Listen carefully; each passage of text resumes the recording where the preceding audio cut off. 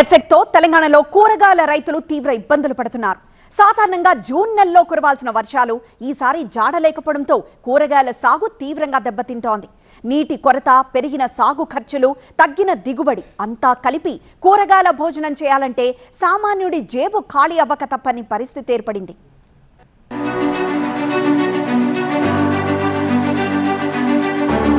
తెలంగాణలో కూరగాయల దిగుబడి గణనీయంగా పడిపోయింది. చిక్కుడు, టమాటా, బీన్స్, క్యాబేజీ లాంటి కూరగాయల ఉత్పత్తి తగ్గిపోయింది.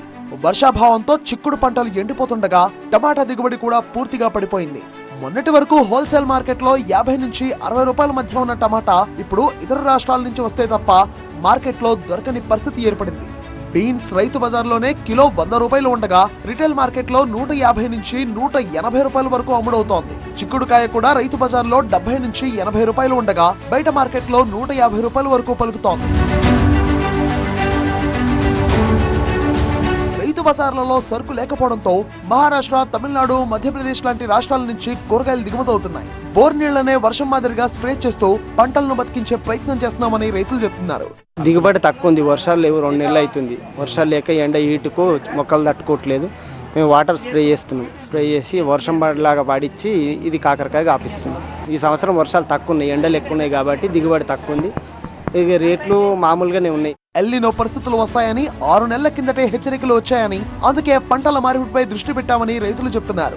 వేసిన పంటలు కూడా మొలకెత్తే పరిస్థితి లేదంటున్నారు. చిక్కుడు వేయటంగా ఇప్పుడు 70-80 రూపాయలు నడుస్తుంది. మేము విత్తనాలు పెట్టాలంటే 1 కేజీ వచ్చేసి 30,000 వలుకుతుంది. 1 కేజీ విత్తనాలు తేవాలంటే 30,000. చిక్కుడు గింజలు పంట పొలం లేనికి 30,000 అవుతుంది. కానీ గింజలకి 30,000 అవుతుంది. మళ్ళీ దాని దిగుబడి దేనికి ఇంకా మందులు. ఇప్పుడు బోర్ నీళ్ళకి వేసినాం. ఇప్పుడైతే వర్షానికి వేస్తే నష్టం అయిపోతున్నాం. ఇప్పటికల్లా ఒకసారి పడుతుంది కదా, స్టార్టింగ్ పడుతుంది, మళ్ళీ పడలేదు. ఇప్పుడు పత్తి వేసినాం ఆల్రెడీ, పొలంలో ఆల్రెడీ వర్షం పడదని వేసినాం. ఇప్పుడు ఇంకా మొలకలు లేవు.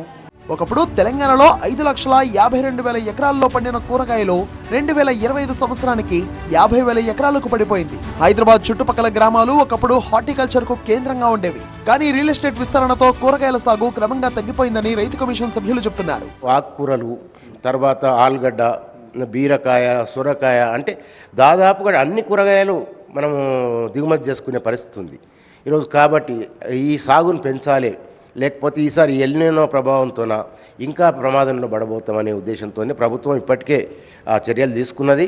ప్రభుత్వం కూడా కూరగాయల సాగు విస్తీర్ణాన్ని పెంచేందుకు చర్యలు ప్రారంభించిందని అంటున్నారు.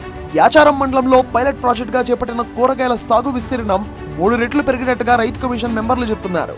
అయితే పైలట్ ప్రాజెక్ట్ కింద మేము యాచారం మండలంలో తీసుకున్నాము. గడ్డమల్లయ్యగూడ, మొండిగౌరెల్లి, చౌదరపల్లి అనే 3 విలేజ్లు తీసుకొని ఒక పైలట్ ప్రాజెక్ట్ కింద ఒక 365 ఎకరాలు అట్లా సాగయ్యేదాన్ని.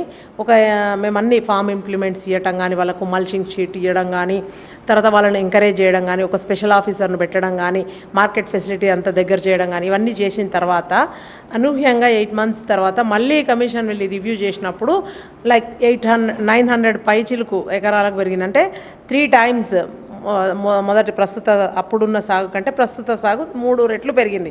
ఎల్నినో పరిస్థితులతో దిగుబడి తగ్గడంతో పాటు ఇతర రాష్ట్రాల నుంచి వచ్చే కూరగాయల దిగుమతులు తగ్గి కొరత తీవ్రమయ్యే అవకాశాలు ఉన్నాయి. రాబోయే 2-3 నెలల్లో కూరగాయల ధరలు మరింత భగ్గుమనే అవకాశాలు కనిపిస్తున్నాయి.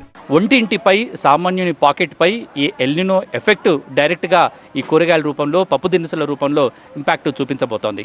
ఈసారి ఎల్నినో ఎఫెక్ట్తో వర్షాలు లేకపోవడంతో ఆ రైతు బజార్లకు వచ్చే కూరగాయలపై, కూరగాయల దిగుబడిపై ఈ ప్రభావం చాలా ప్రత్యక్షంగా కనిపిస్తుంది. ప్రస్తుతం మార్కెట్లోకి వస్తున్న కూరగాయలు గత 2 నెలల క్రితం వేసిన కూరగాయలు మాత్రమే ప్రస్తుతం మార్కెట్లో ఉన్నాయి. సో ఇప్పుడు వర్షాలు లేకపోవడంతో ఈ ప్రభావం ఇప్పటికే ప్రారంభమై రానున్న 2-3 నెలల వరకు ఈ ప్రభావం మరింత అధికంగా ఉండే అవకాశాలు ఉన్నాయి.